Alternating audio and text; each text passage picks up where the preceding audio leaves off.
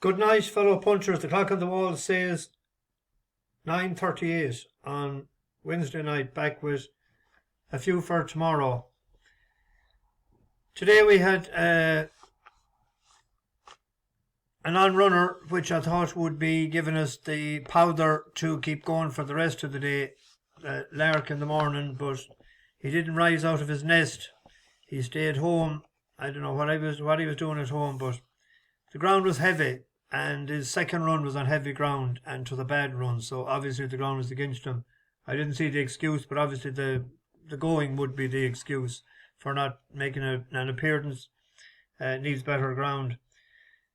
Town Hill, the ground was brutal there. It was supposed to be soft, but your Lord saves and blesses. It was like what you'd live after ploughing a field. The winner went around on the outside on decent ground. Under top weight, he was one pace the whole way he couldn't pick up, and he sort of did after the last one. The ground was a bit better, but anywhere there was bad ground, sure, he hadn't a prayer. You could see he was under the cosh. And we're in desperate hard luck with a slow pace in the last race. We had the right horse, but we got bet by a nose. I thought for a second as we passed the post that we may have just got it on the nod, but it wasn't to be. There was a big gamble on him as well. He opened up 3-1 yesterday evening, 5-2 into a 6-4 favourite. The steady pace, he had the best turn of foot, but the steady pace coming from fifth when he picked up, that was the problem.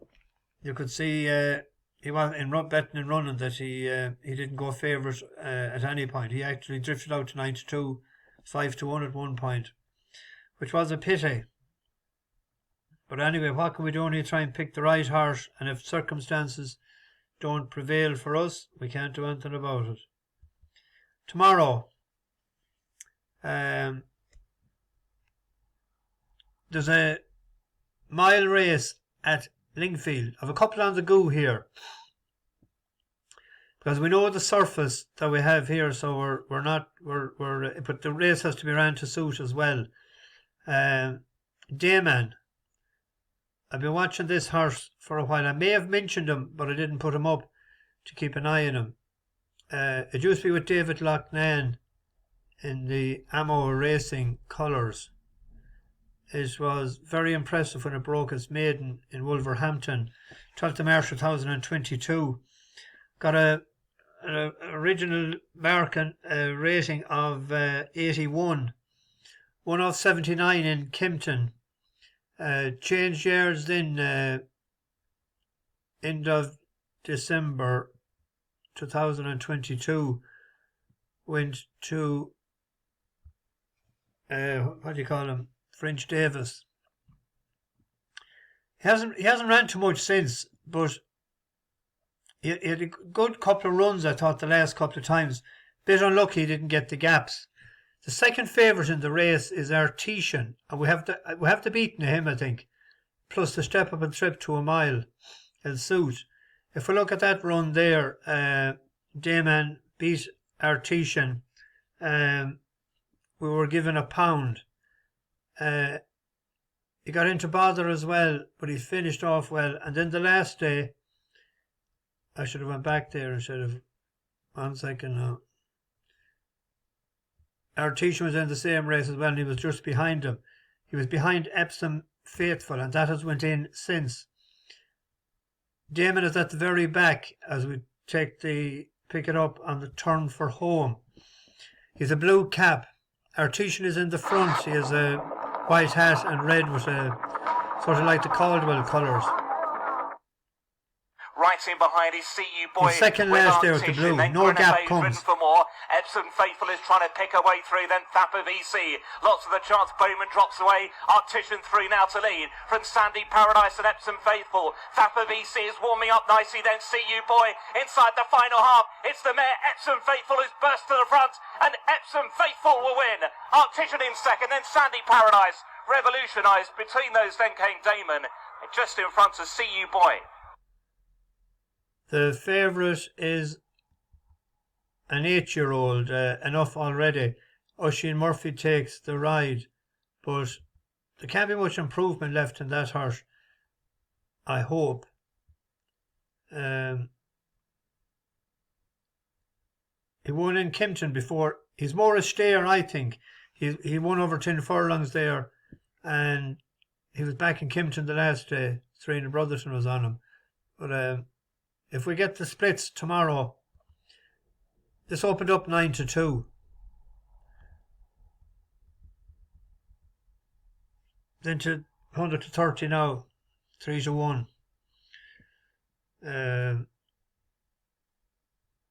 That's a win bet. And then we have a bus horse in the 4:45, 5 furlong sprint, Night on Earth, who was beaten by a nose 2 runs back. But he didn't sort of settle, and he didn't get a break as well as the last time, but the last time he was very good. Ross O'Ryan. I said the last time we'd know after 50 yards or fate, because he was drawn in 7. He got out fast. He ran this race in 57.6. If he does that tomorrow, he'll be hard bet. Very wide, carrying not too real bad wide. Star of Lady M has made progress up the inside. Such was the gap created by that movement. And Dicko the Legend's just in behind them. Night on Earth, loose horse ahead of him. Night on Earth being challenged by Star of Lady M. Dicko the Legend back in third. Eventful race, won by Night on Earth and Ross O'Ryan. Star of Lady M second. It was tough. He gave him what? He got £6 the last day. He's only getting 2, isn't it, tomorrow? 2 tomorrow. He's in stall 6. He needs a good break. Star of Lady M, Oisin Murphy is up as well. So if we get a good break, Harb was third the time we were beaten by a nose 2 runs back. Now anything can happen in sprints in Lingfield, but we have to stay with him. It's the buzz horse he won for us the last day, so we're staying loyal to him. I was looking at Thurles, and the one bet I came up with, I went through all the races there. I was going through them for ages and a few last night. Zanny here is the favourite in the beginner's chase. That's over 2 mile. I think he needs further. Aspire Tower will go out in front, will lead. It led 2 runs, 2 races back, but it's only time.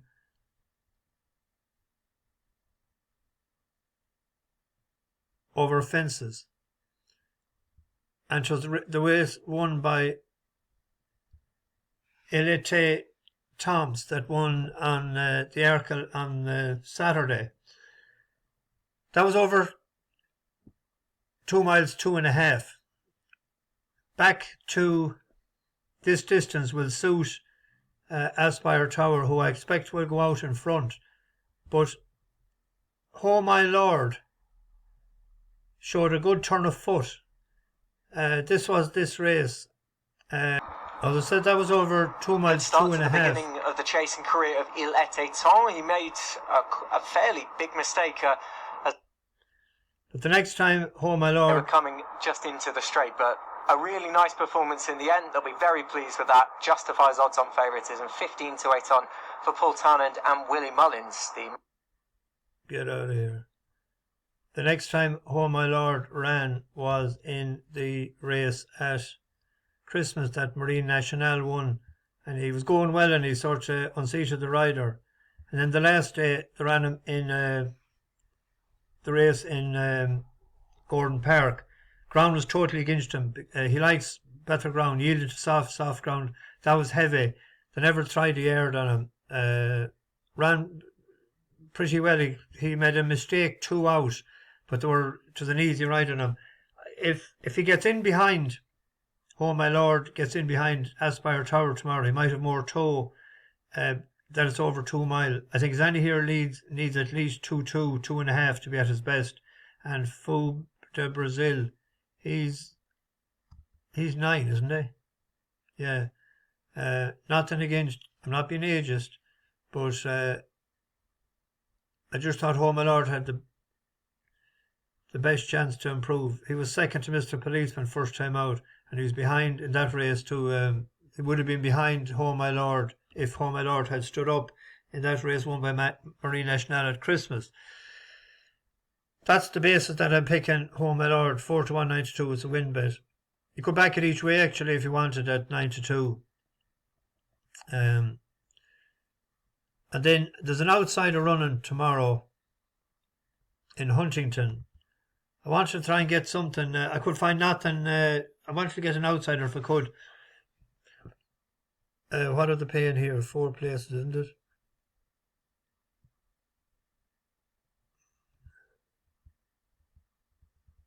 Yeah.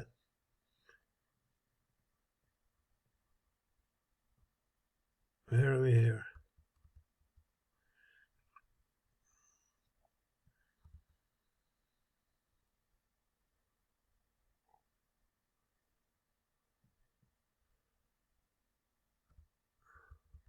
I picked Lifetime Legend. The hood back on him again this time. It has won. It's running off 91. It won off 100 last year, and this time 12 months in Catterick. Has run a couple of decent time races in Huntington. It came third a couple of times. Actually, if you look at this book's career, the first time ever he ran, second time ever he ran, he was second to Kyprios in a maiden in Galway, and then he was behind Sweet High Definition. They went on to greater and bigger things. He just tipped along in the middle lane behind Brazil, first time out in the maiden. They went on to win big races, like. But he was with Andy Oliver that time. But when he came over, I used to keep an eye on him. I backed him a couple. I don't know whether I backed him when he won or not, but backed him a couple of times. He was in my tracker as well, so he had a run the last day. And they weren't that busy on him, to be honest. But he was fifth, beaten 14 lengths. But the fact that they're paying 4 places and there's a lot of deadwood in the race, he's a 16-1 shot. I put in him as an each way selection tomorrow. See some of them they're pulled up and zeros and whatever, and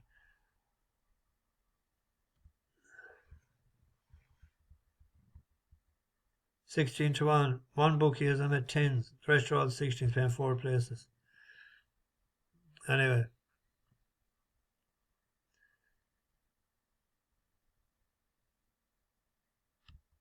That's about it for tonight. Tomorrow, or what night is? Oh yeah, Friday. There's a heap of stuff on Friday. I'll have to see. Bash the bookies over and out.